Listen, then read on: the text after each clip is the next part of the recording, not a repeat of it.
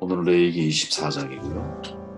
11절 말씀을 제가 한번 읽어보면 그 이스라엘 여인의 아들이 여호와의 이름을 모독하며 저주함으로 우리가 끌고 모세의 이름은 슬로미시요 단지파 디브리의 딸이었더라. 아멘. 하나님을 모독하지 말라라는 제목이고요. 모독이라고 하는 단어, 달리 번역하면 회방이라고 하는 말인데 이 단어를 묵상하는 하루가 되었으면 좋겠습니다. 레위기 24장 1절부터 9절까지는 제사장이 기억해야 할 중요한 두 가지 질문을 강조하고 있죠. 이거는 우리가 이미 다 살펴본 겁니다. 성소에 있는 등자리 불이 꺼지지 않도록 계속해서 기름을 공급하는 일, 또 떡상에 진설병 올리는 일, 이 두 가지 직무를 항상 잊지 말아야 한다 이렇게 말해주고 있죠. 그리고 10절부터 23절까지는 여호와의 이름을 모독한 죄, 신성모독죄죠. 신성모독죄에 대한 판결과 또 각종 상해죄에 대한 동해보복법으로 마무리가 돼요. 동해보복법이 뭔지는 알죠. 눈에는 눈, 이에는 이.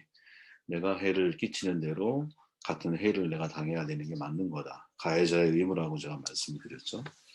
레위기는 성막이 완성된 출애굽 제2년 1월 1일에 인구조사가 실시된 2월 1일 사이에 대략 한 달 사이에 기록이 되었다 그랬잖아요. 이 성막을 중심한 제사, 또 제사상 규례, 절기와 정결 예식을 기록하는 중간에 이제 저의 질문이 뭐였냐면 굳이 이 사건을 수록한 이유가 뭐냐 이거죠. 별로 어울리지 않는 내용이 갑자기 24장에 기록이 되어 있다는 거예요. 사건 자체도 대단히 충격적일 뿐만 아니라 이 사건이 이제 앞으로 신정국가 체제의 기반 자체를 위협할 수 있는 사건이라고 아마 판단하셨던 것 같고 그래서 무게감 있게 여기서 다뤄주고 있는 것이 아닌가 그런 생각을 해보게 되었습니다. 우리가 알다시피 이스라엘은 혈연 공동체라기보다는 사실은 대다수의 히브리 민족과 다양한 종족이 하나님의 율법을 중심으로 해서 결합된 신앙 공동체거든요. 출애굽할 때 많은 이제 이방인들이 함께 다 나왔죠. 그죠? 그러한 이유로 이스라엘 내에서 민족 간의 생활 양식이 다를 거 아니에요. 당연히 종교 생활에 대한 차이가 생기고 종종 갈등이 발생할 수밖에 없는 거죠. 그러한 배경 속에서 발생한 것이 슬로밋 아들의 신성 모독 사건인 거죠. 이 신성 모독죄는 이스라엘 신앙 공동체의 근본을 부정하는 아주 무서운 악행이거든요. 용서할 수 없는 범죄였던 거예요. 그러니까 하나님 나라에서 하나님의 이름을 모독하는 자들, 우리가 잘 알지만 하나님의 이름도 잘 부르지 못했잖아요. 그죠? 그래서 야훼라고 하는 앞 단어 첫 글자를 모아서 이렇게 호칭을 할 수밖에 없었고 그 정도로 하나님의 이름에 대한 두려운 마음, 경외하는 마음을 가지고 있었는데 그것이 바로 이 스노민 아들에 의해서 하나님의 이름이 모독되고 회방되면서 이 사건을 아주 단호하게 처리하고 있는 것 같습니다. 과연 이 사건을 통해서 우리가 생각해야 할 교훈이 뭘까? 이게 오늘의 질문이고 이 질문에서부터 말씀 묵상을 함께 나누려고 하는 거예요. 10절 말씀을 제가 읽어보면 이스라엘 자손 중에 그의 어머니가 이스라엘 여인이요 그의 아버지는 애굽인 사람인 어떤 사람이 나가서 한 이스라엘 사람과 진영 중에 싸우다가 이렇게 표현하죠. 슬로미 가정은 지금으로 얘기하면 다문화 가정이죠. 다문화 가정. 그죠? 아버지가 애굽인이고 엄마가 이스라엘 사람입니다. 한 가정에 서로 다른 신앙이 존재할 수 있다라는 거죠. 그죠? 한 가정에 앞서 말한 것처럼 출애굽한 히브리인들은 혈연 공동체라기보다는 하나님의 율법을 중심으로 결합된 신앙 공동체거든요. 근데 이 다문화 가정, 서로 다른 문화 속에 내가 살아왔다라고 하는 것은 신앙의 일치가 쉽지 않기 마련이죠. 다문화 가정이 겪을 수 있는 어려움입니다. 동시에 이 문제는 오늘날 우리의 문제이기도 하거든요. 난 예수를 믿는데 혹은 내 아내가 예수를 안 믿어. 신앙의 다른 부부가 경험할 수 있는 현실적인 문제일 수 있다라는 거죠. 그런 얘기 많이 들어보셨잖아요. 좋은 사람인데 믿지 않는다는 이유로 결혼을 하면 안 됩니까? 청년들이 저한테 많이 던졌던 질문이거든요. 결혼하고 싶은데 상대가 안 믿어. 목사님 어떻게 해야 돼요? 이렇게 묻는 거거든요. 인생에 정답이 없기 때문에 쉽게 말할 수는 없겠지만 하나님을 믿지 않는 배우자와 결혼해서 하나님의 말씀을 따라 믿음으로 산다라는 것, 야 이거 진짜 쉽지 않다. 이거 이거는 삶을 통해 우리가 체득하는 것들이잖아요, 그렇죠? 하나님을 사랑하고 온전한 믿음으로 살려는 사람이 하나님을 믿지 않고 착하게 살려고 하는 사람과 같은 방향의 길을 걸어가는 것 쉬운 일이 아니라는 거예요, 그렇죠? 빛과 어두움이 공존하기가 어렵잖아요. 결혼 생활이라고 하는 것은 같은 믿음, 또 같은 삶의 목적과 방향을 가지고 이제 함께 살아가는 것도 쉽지가 않거든요.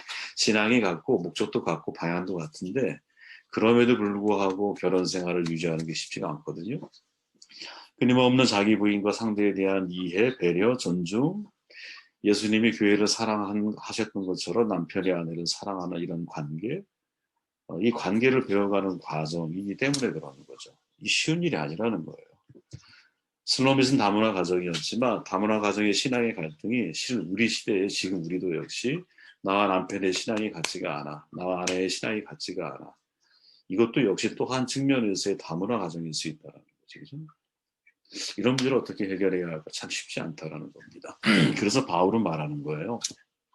고린도서에 보면 믿지 않는 사람들과 멍에를 함께 매지 마세요. 정의와 불의와 어떻게 짝하며 빛과 어둠이 어떻게 사귈 수 있겠어요? 이렇게 말하죠. 세상 사람들과의 모든 관계를 끊으라는 말이 아닐 거예요. 결혼하지 말라는 의미일까? 이것도 참 쉽지가 않아 해석이. 멍에를 함께 매지 말라는 헬라어는 실은 레위기 19장 구약 성경의 19장 19절에 이게 헬라어 번역판에 보면 같은 의미로 사용되어지는 단어가 나오거든요. 문자적으로 해석하면 어울리지 않는 명예를 매는 거예요. 레위기에 보면 이 단어를 한 짐승이 종이 다른 부류와 교미를 시키면 교배하면 안 된다 이런 의미로 사용을 하고 있어요. 그래서 고린도서에서는 결혼을 의미하는 것으로 해석할 수 있는 여지를 남겨주고 있는 거죠. 이해되시죠? 네, 이해되시죠? 믿지 않는 자와 함께 멍에를 매지 말라는 말, 우리가 세상에서 구원받아 하나님의 자녀로 살기 위해서는 신앙의 본질을 훼손시키는 어떤 관계도 피해야 한다라고 우리는 받아들일 수가 있는 거죠. 말씀의 가치가 아니라 세상의 가치를 함께 추구해야 하는 관계, 말씀에 불순종하면서 내가 세상을 우상으로 섬겨야만 하는 관계, 그죠? 빛 대신 예수를 버리고 어둠의 일을 해야만 하는 그런 관계, 이런 관계는 무엇이든지 매여서는 안 된다라는 거죠. 그것이 결혼이든 동업이든 친구 관계이든 이런 관계에 멍에를 함께 매지 말라는 거예요. 그 속에는 결혼도 포함되어 있는 거죠. 그런 점에서 구약에서 하나님께서 이스라엘 백성들에게 이제 가나안에 들어가기 전에 항상 그런 말씀하잖아요. 다른 민족과 혼인하는 것을 금하게 하죠. 한 사람이 두 주인을 겸하여 섬길 수 없기 때문에. 하나님을 전심으로 사랑하느냐, 하나님과 우상을 겸하여 섬기느냐, 이 기로에 사람들이 서게 되어 있어요. 우리도 항상 이런 기로에 서 있는 거거든요. 이스라엘의 문제는 여러분 항상 그들의 문제가 우리의 문제라는 인식을 가져야 되는데 어떤 점에서 그러냐, 그들은 이제 하나님을 배신하는 배교의 문제가 아니라 하나님과 다른 이방신을 함께 섬기는 혼합신앙의 문제라는 거거든요. 근데 이러한 신앙이 우리 가운데도 항상 있다라는 거예요. 이게 쉽지가 않다라는 거죠. 그것을 구별하여 살아간다라는 것이. 두 주인을 겸하여 섬기는 모습으로 나타나는 건 우리 역시 우리의 삶 가운데 두 주인을 섬겨 살아가는 것이 가능할 수 있다는 거죠. 예를 들어 한 가정에 두 가지 종교가 있으면 이게 얼마나 괴롭겠어요. 그죠? 참 쉽지 않은 게 뭐냐면 예수 믿는 사람이 다른 종교를 가지고 있는 사람들을 하나님 앞에 인도하는 역할을 잘 감당하면 참 좋으련만 솔로몬의 경우를 놓고 보면 솔로몬은 부인이 많았잖아요. 근데 거꾸로 솔로몬은 하나님을 만난 사람임에도 불구하고 하나님의 음성을 직접적으로 들은 사람이었음에도 불구하고 나중에 자기 아내들이 데리고 온 우상신에 의해서 하나님을 망각하는 삶을 살아가게 되죠. 굉장히 무서운 싸움이라는 거예요. 혼합종교에서 시작됐던 것이 결국 오히려 하나님을 내가 잃어버리게 만드는 결과들이 성경에는 너무 자주 등장하기 때문에 우리는 이런 부분들에 대해서 매우 신중하게 판단하고 생각을 해야 되지 않을까 이런 생각을 해보게 됩니다. 그 다음에 11절 말씀을 또 한번 읽어볼게요. 그 이스라엘 여인의 아들이 여호와의 이름을 모독하면 저주함으로 무리가 끌고 모세에게서 가니라. 그의 어머니의 이름은 슬로미시오 단지파 디브리의 딸이었더라. 성경은 애굽인 아버지의 이름은 기록을 하지 않지만 엄마 이름은 명확하게 기록을 하죠. 외할아버지 이름도 기록을 해. 단지파 디브리의 딸 슬로미라고 표현을 해요. 정확하게 기록을 하고 있어. 왜 엄마 이름만 정확하게 기록을 하고 있을까? 어머니에 대한 책임 강조가 아닐까? 이런 생각을 해봤다는 거예요. 그죠? 둘 다 책임을 묻는 다음에 둘 다 이름을 기록해야 되는 게 맞겠지만 실은 성경은 엄마에 대한 책임을 매우 중요하게 강조하고 있다. 이런 거죠. 결국 하나님이 이 사건을 통해서 하나님께서 금하신이 결혼을 한 결과의 책임을 누구에게? 엄마에게 더 묻고 있는 것이 아니겠나. 그의 아들이 싸움 중에 하나님의 이름을 모독하게 되잖아요. 이것은 결국 불신 결혼으로 인해서 가정의 신앙교육이 제대로 이루어지지 않았음을 입증하는 거죠. 두 가지 가치관이 공존할 수 없잖아요. 믿지 않는 자와 믿는 자의 결혼은 하나님 앞에서 좋지 않은 결과를 만들어내기가 쉽거든요. 그래서 앞서 말한 것처럼 결혼을 결정할 때는 내가 멍해를 함께 할 수 있을까? 과연 내가 멍해를 함께 할 수 있는가? 여기에 대한 진지한 답을 사실은 찾아야 되거든요. 결론을 내려야 돼요. 그 이후에 내가 선택한 것에 대한 책임도 본인이 감당을 해야 되는 거예요. 아마도 이 여인은 생각해 보셔요. 출애굽한 지 2년밖에 안 됐으니 출애굽 이전에 결혼을 했을 거예요. 하나님의 율법이 주어지기 전이죠. 다문화 가정을 이루었어요. 이제 그녀에게 남은 것은 뭐냐면 늦게나마 내가 가정을 신앙 공동체를 잘 갖고 가는 일이죠. 이게 먼저 하나님을 만난 사람에게 주어져 있는 신앙 전달자로서의 책임인 거예요. 그 책임을 잃어버리면 가정이 대단히 위기상황을 경험할 수 있다는 거죠. 특히 자녀에게 그 위기가 찾아올 수 있다는 것을 신중하게 우리가 생각을 할 필요가 있다는 거예요. 바울은 이와 비슷한 문제를 겪었거든요. 그게 고린도 교회를 통해서 겪어요. 그래서 고린도전서 7장 이하에 보면 제가 읽어보게 논을 한번 따라와 보세요. 만일 어떤 형제에게 믿지 아니하는 아내가 있어 남편과 함께 살기도 좋아하거든 그를 버리지 말래요. 어떤 여자에게 믿지 아니하는 남편이 있어 아내와 함께 살기를 좋아하거든 그 남편을 버리지 말아라. 믿지 아니하는 남편이 아내로 말미암아 거룩하게 되고 믿지 아니하는 아내가 남편으로 말미암아 거룩하게 되나니 그렇지 아니하면 너희 자녀도 깨끗하지 못하니라. 그러나 이제 거룩하니라. 혹 믿지 아니하는 자가 갈리거든 갈리게 해라. 형제나 자매나 이런 일에 구애될 것이 없느니라. 그러나 하나님은 화평 중에 너희를 부르셨느니라. 아내 된 자여 내가 남편을 구원할지 어찌할 수 있으며 남편 된 자여 내가 내 아내를 구원할지 어찌할 수 있으리요. 아멘. 아마 지금 이 바울이 말하고 있는 대상은 이미 결혼한 사람인 거야. 그죠? 응? 아내가 믿지 아니하는 아내가 있어. 그러니까 이미 결혼한 사람을 대상으로 얘기하는 거예요. 물을 수는 없어. 또 물러서도 안 돼. 그 선택에 대한 책임을 지라고 지금 바울이 말하고 있어요. 그러면서 강조하는 것은 뭐냐? 아내가 남편으로 말미암아 거룩하게 되고 우리식으로 표현하면 신앙을 알게 되고 하나님을 만나게 되고 변화된 삶을 살아가게 되고 반대로 남편이 아내로 말미암아 거룩하게 되는 가정을 기대하고 있는 거죠.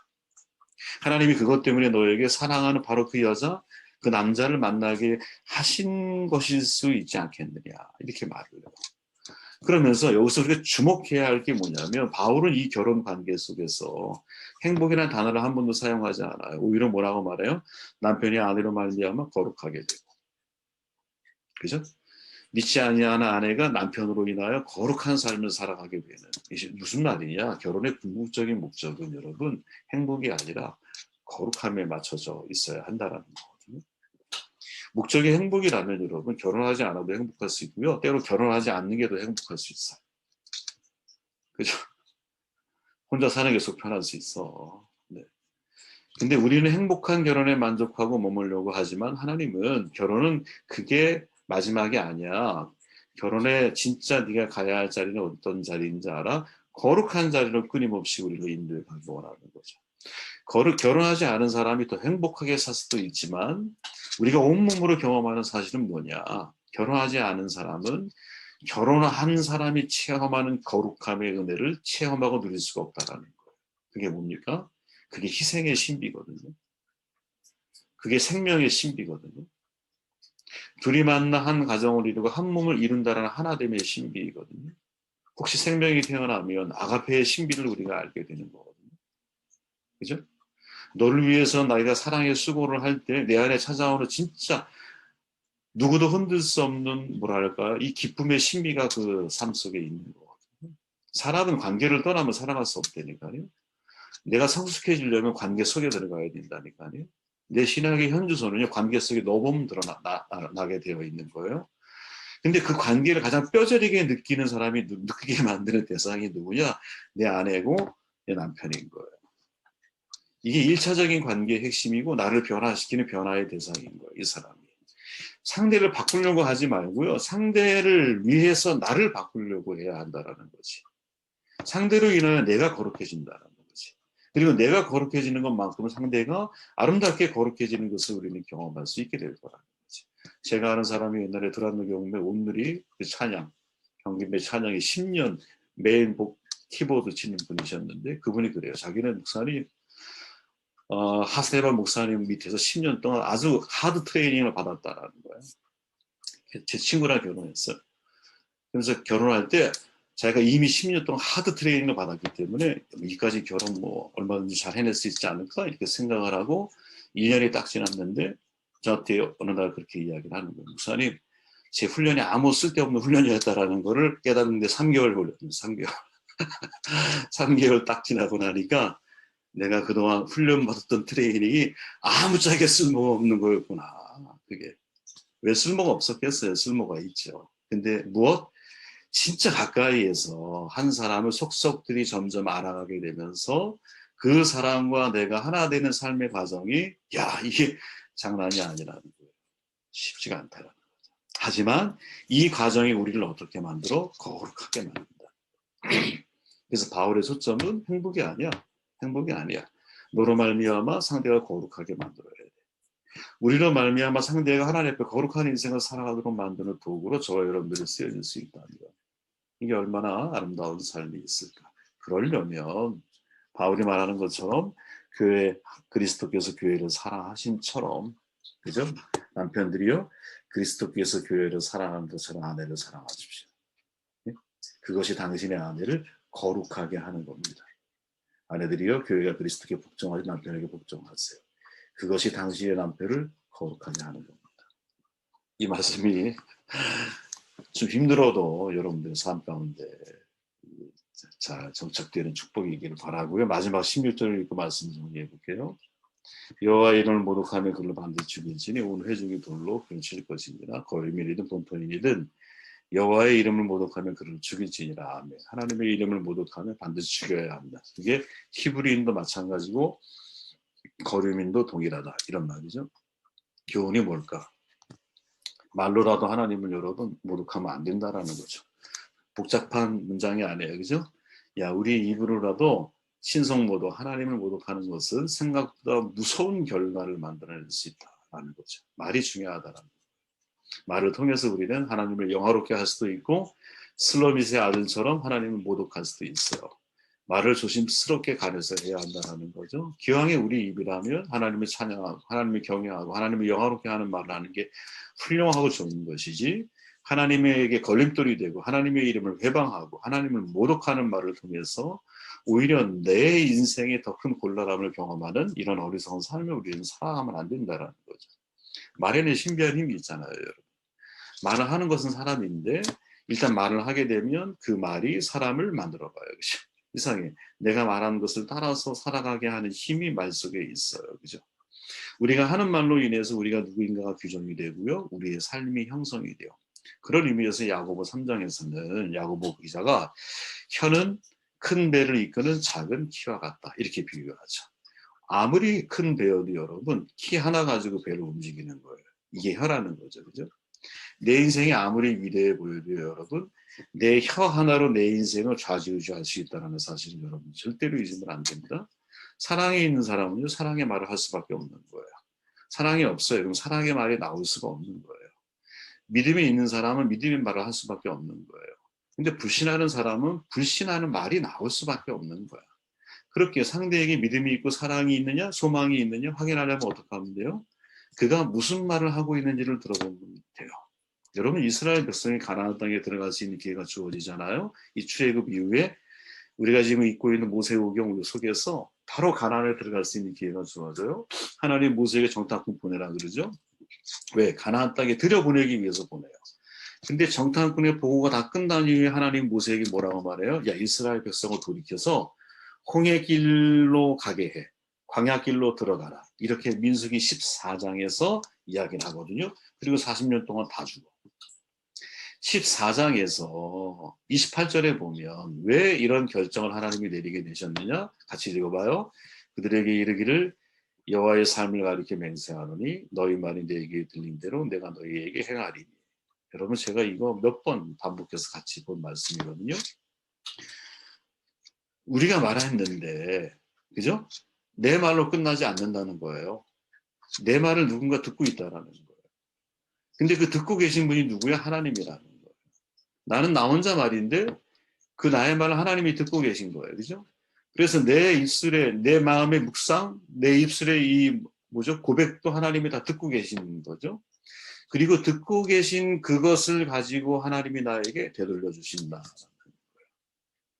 얼마나 무서운 말이에요. 그죠? 그렇게 혼자 있을 때라도 아무도 없는 가운데 있다 할지라도 내가 하나님 앞에서 하나님의 나를 보고 계시고 내 입술의 말을 듣고 계시고 내 마음의 묵상까지도 하나님이 지금 보고 계시기 때문에 어떠한 자리에서라도 내가 하나님을 모독하거나 회방하거나 불신의 말을 하거나 혹은 하나님이 없는 것처럼 내가 인생을 살아가는 이 잘못된 삶의 태도를 우리 철저하게 우리가 좀 조심해서 다스려 가야 되지 않을까 이런 생각을 해보게 되었습니다. 말씀을 정돈합니다, 여러분. 24장에 많은 이야기들이 있지만 그 중에 신성모독죄 중요하게 다루고 있어요. 슬로밋이라고 하는 이스라엘 여인에 대해 성경은 강조하고 있죠. 그죠? 왜 이 사건을 성경이 주목하고 있을까? 그 이유를 함께 우리가 생각을 해봤는데 다문화 가정, 신앙이 다를 때 우리는 어떻게 해야 되냐? 선택하기 전에 먼저 중요하게 하나님 앞에서 뭐가 함께 할 수 있는지를 물어야 돼요. 그렇죠? 결혼은 행복만을 추구하는 게 아니에요. 거룩함을 추구하는 거예요. 그래서 이미 내가 결혼을 하고 이미 우리 안에 우리가 함께 살고는 있지만 신앙의 일치가 이루어지지 않고 있다. 어떻게 해야 할까? 그러면 나를 통해 상대가 하나님 앞에서 거룩한 삶을 살아갈 수 있도록 내가 바뀌어야 되는 거예요. 그렇죠? 남편을 어떻게 예수님이 교회를 사랑하신처럼 아내는 어떻게 정말 남편의 복종하는 마음을 가지고 그래서 서로가 서로를 하나님 앞에 거룩한 삶을 살아갈 수 있도록 도와주는 역할과 책임이 우리 모두에게 주어져 있다라는 것. 우리의 말은 이 세치어를 조심해야 돼요. 그죠? 왜? 내 말은 나 혼자 말이 아니라 하나님이 듣고 계신다라는 거죠. 그죠? 그리고 내가 말한 대로 하나님의 실체를 옮기시기 때문에 내가 하나님 앞에 신성모독죄, 하나님을 모독하는 이 뭐랄까요? 말 한마디라도 신중하게 조심해서 할 줄 아는 이런 축복이 저와 여러분들 가운데 있기를 바랍니다.